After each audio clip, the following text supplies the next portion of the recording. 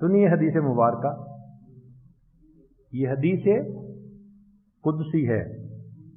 عبدی کل یریدک لنفسہ، تجھے ہر کوئی چاہتا ہے اپنے نفس کی خاطر، وَأَنَا أُرِيدُكَ لَكَ، اور میرے بندے میں تمہیں تمہارے لیے چاہتا ہوں۔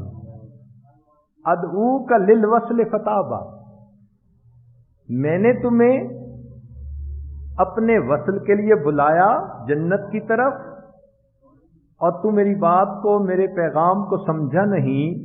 اب رسولی فی الطلب، میں نے رسولوں کو بھیجا کہ تمہیں سمجھائیں اور میری ملاقات کے لیے آمادہ کر لیں۔ جیسے کسی سے محبت ہو اور وہ ملاقات کے لیے آمادہ نہ ہو، بات پہ کان نہ دھرے، تو کسی کو بھیجا جاتا ہے ذرا اس کو سمجھاؤ آ جائے۔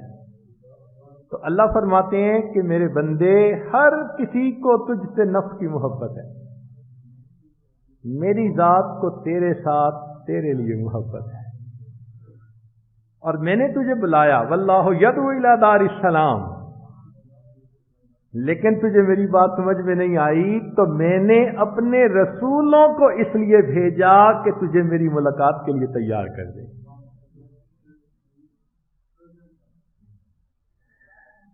ایک محبت تو یہ ہے جو بے غرض ہے،